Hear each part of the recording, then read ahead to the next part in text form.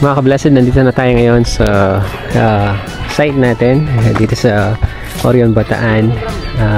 Check natin yung progress kasi nag-start na yung mga boys kahapon. So nagtayo na sila ng barracks, tapos yan, sinetup na yung mga gamit nila kasi since medyo malayo yung location sa Pampanga, so mag-stay in yan yung mga boys dito. Yan, nagawa na sila ng barracks sa area na to, tapos medyo nakapag-clear nila sa site kahapon. So maglalayout na tayo ngayong araw, ka-blessed. So papakita ko lang yung perspective ng project natin dito. Nandiyan na yung tarpaulin natin, pero i-flash ko siya dito para mas malinaw siya. Gawin natin project dito is a 2-story single detached house. Tapos meron tayong 3 bedrooms, tapos meron tayong 4 na bathroom, tapos meron tayong 1 car parking. So yung ganyan po yung perspective ng project natin dito. Yan yung mga client natin na nasa Australia.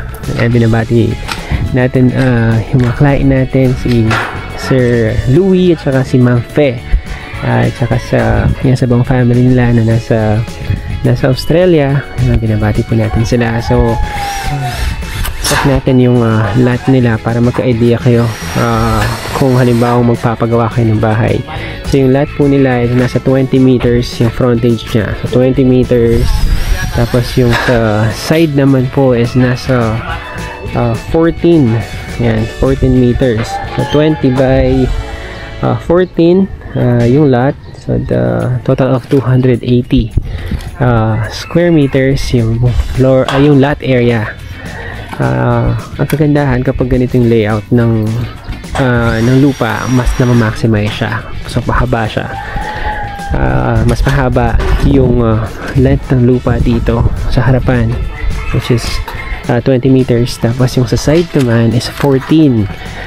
Mas magandang mag-layout ng bahay kapag ganito yung lupa, compared kapag pahaba siya.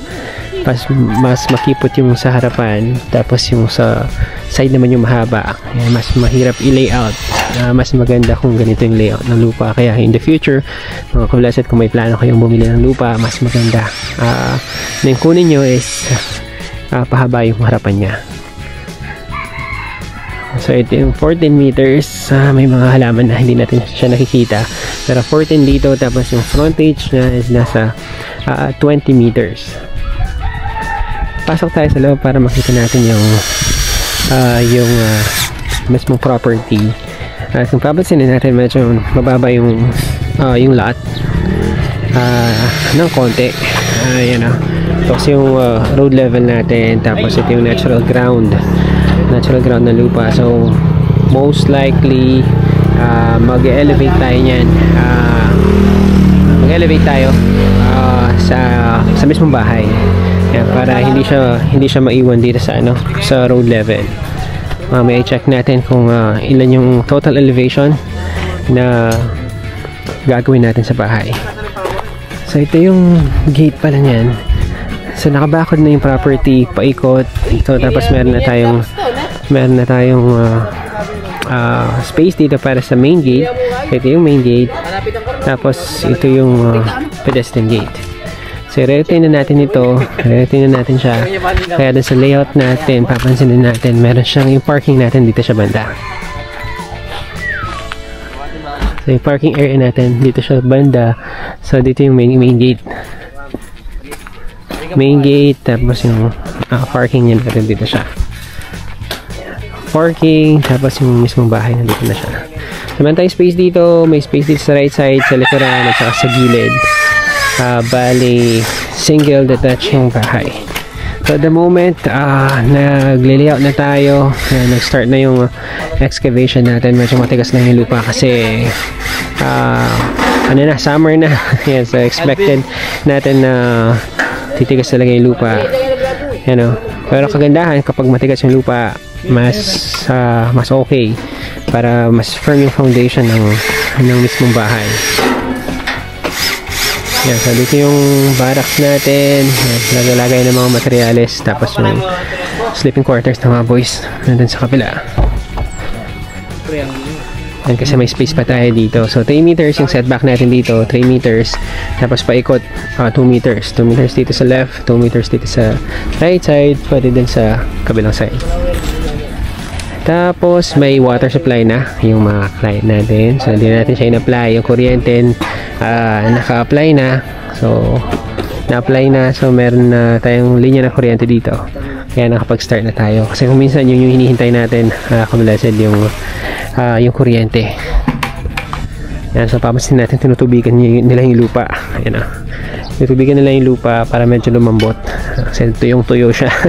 Since mainit yung panahon. Pero ngayon medyo makulimlim. Yan. Kaya meron silang mga yan o, tarpaulin dito. I mean blue sack. Saka meron silang cover dito. Yan, parang net. Para medyo mabawasan yung init. Kasi kablessed summer na ngayon kapag talaga tirik yung araw. Sobrang init. Yan, tapos may mga saging pa, yung mga may bunga hindi mo na pinaputol para at least yan, mahinog pa. Yan, pero eventually clear din natin lahat ng mga halaman dito, yung mga saging. Yan, pati sa may side, i-clear din natin siya. Yan, sakto dumating na yung mga materials natin.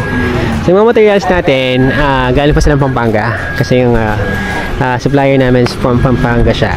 Actually pwede naman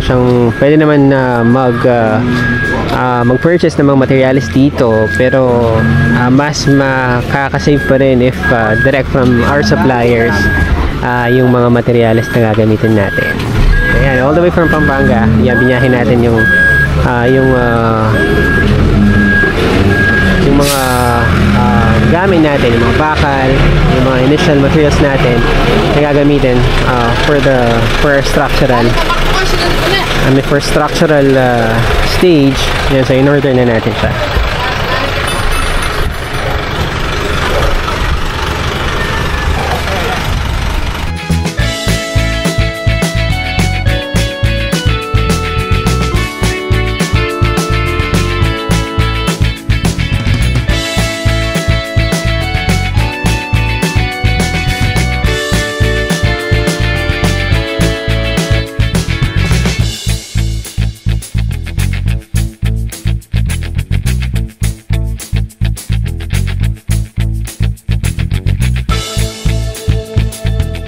Makablessed din po pala mga client natin dito from Australia. Retirement home po nila ito. Yan. Para in case na mag-retire po sila in the future, yan, naka-ready na yung retirement home nila. Tapos yung lugar po nila is nasa Barangay Santo Domingo sa Orion, Bataan. Yan, ang ganda po ng access dito. Kaya hindi po ganun kahirap mag-expand sa northern area sa may Bataan kasi ang ganda ng access from Pampanga sa mga SCTEX lang. Tapos paglabas ng SCTEX, diretso lang yung daan papunta dito sa may Orion. Yan, so sa lahat po ng mga taga Orion, Bataan, binabati po namin kayo. So kablessed, tuloy-tuloy yung pagbaba ng mga initial materials natin for structural, yung semento, yung bakal, yung mga phenolic boards natin para sa mga beams natin and columns. Tuloy-tuloy lang. So yung layout natin tuloy-tuloy lang din. Ito yung pinakamahirap na part, structural, kasi yung paghuhukay, yung pag-excavate, medyo matigas yung lupa. Pero once na lumabas na yung asintahan natin, mabilisan na yung trabaho yan. So kablessed, din po muna yung pinakahuling update natin sa bagong open na site natin dito sa Orion, Bataan.